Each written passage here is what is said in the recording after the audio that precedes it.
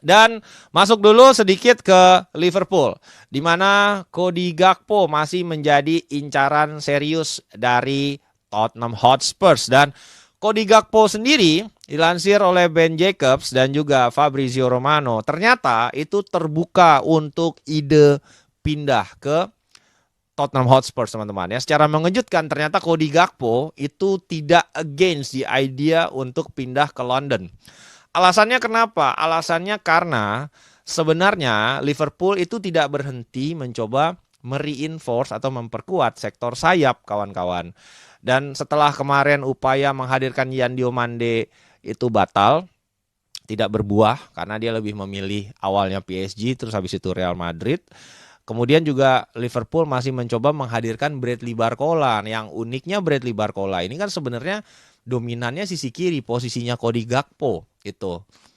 Bukanlah sayap kanan gitu. Jadi Cody Gakpo melihat manuver Liverpool itu tidak membuat secara sign mengutamakan dirinya sebagai main man, dan dia ingin berada di tim yang menjadikan dia sebagai main man, dan mungkin itu adalah sesuatu yang bisa diberikan oleh Tottenham Hotspur, teman-teman ya. Karena kalau kita lihat dari statistik Cody Gakpo, kita lihat nih ya.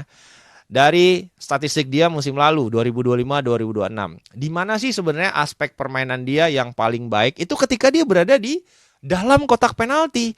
Kita lihat shot frekuensinya itu off the chart 98 ya. Kemudian advance involvement ya, bagaimana build up di area depan semakin dekat ke kotak penalti itu juga outstanding. Dan yang terakhir aerial volume, jadi beberapa kali dia menang duel udara dan bahkan mencetak gol dari sundulan.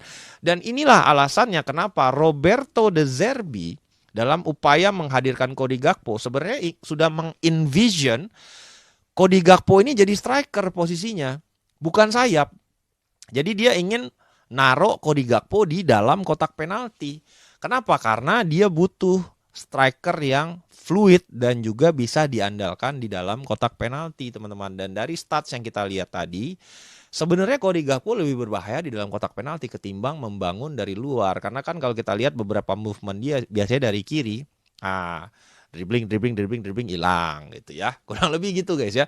Jadi itu alasannya kenapa De Zerbi ngotot banget, dan prinsip dari Liverpool hanya kalau ada penawaran gila aja baru mereka akan melepas Cody Gakpo.